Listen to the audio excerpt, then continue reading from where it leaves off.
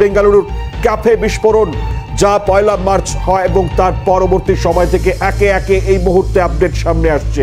আর সব থেকে বড় আপডেটের জায়গা এই মুহূর্তে এই ধৃত 2 জঙ্গি এবং এই জঙ্গিদের কোথায় শহরে থাকা, সেটা যেমন একদিকে রয়েছে এই জঙ্গি কার্যকলাপের এপিসেন্টার কি বাংলা, এই প্রশ্নটা এই মুহূর্তের বড় প্রশ্ন।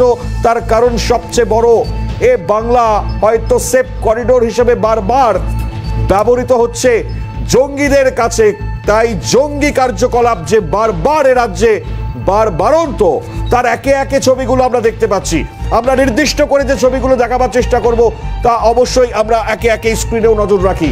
আমরা যে প্রথম ছবিটা দেখাবার চেষ্টা করি, দেখুন এই হচ্ছে মুসাবির হুসেইন সাজিব, প্রথম জঙ্গি গ্রেপ্তার। আব্দুল মাতেন আহমেদ তোয়াহা দ্বিতীয় জঙ্গি গ্রেপ্তার।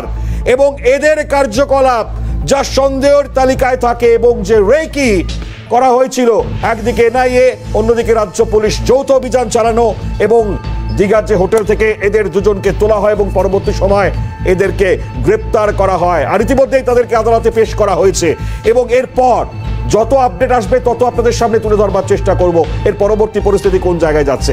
তবে প্রশ্ন হচ্ছে, এ বঙ্গে দাঁড়িয়ে বারবার যেখানে দাঁড়িয়ে একেবারে সেফ প্যাসেজ বা করিডোর হিসেবে বারবার জঙ্গিরা ব্যবহার করে আসছে শহর বা শহরতলি লাগোয়া বিভিন্ন অঞ্চলগুলোকে।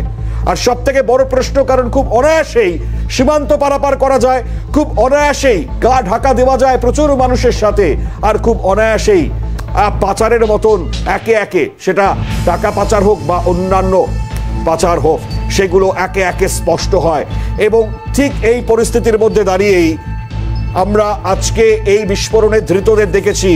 এরা দক্ষিণেই ছিল এই ধৃতরা এবং একই সঙ্গে 7 মার্চ পর্যন্ত এই জঙ্গিদের অবস্থান ছিল দক্ষিণেই।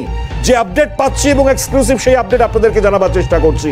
এবং খুব তাৎপর্যপূর্ণভাবে 5টার পাঞ্চে এই ডেরাগুলি, কলকাতায় যে জঙ্গিরা ছিল সেই ডেরাগুলো আমরা ঘুরে দেখেছি। একে একে সেই ডেরায় যখন আমরা ঢু মারি, তখন শহর কলকাতার যে হোটেল ব্যবহার করেছিল জঙ্গিরা, বিস্ফোরণের 12 দিন পর এই 2 জঙ্গি ঠিক কি করেছিল তার আপডেট আমাদের সামনে রয়েছে। সেই আপডেট আপনাদেরকে জানাবার চেষ্টা করব। তবে সব থেকে বড় বিষয়, এই কাঁথি থেকে 2 জন সন্দেহভাজনকে যখন গ্রেপ্তার করা হলো, এখন বিভিন্ন মহলে যে বড় প্রশ্ন ঘুরছে তা হচ্ছে এ বাংলা নিয়ে। এ বাংলা কি জঙ্গিদের সেফ করিডোর? জঙ্গিতে নীরব, এনআইএতে গোসা, ফের সন্ত্রাসে বাংলা যোগ। আমরা দেখেছি ভূপতিনগরের বিস্ফোরণ কাণ্ড এবং সেখানে দাঁড়িয়ে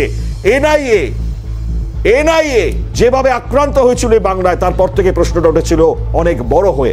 আর এবার যে ছবিটা আমরা দেখলাম তাতে প্রশ্নটা আরো বড় হলো।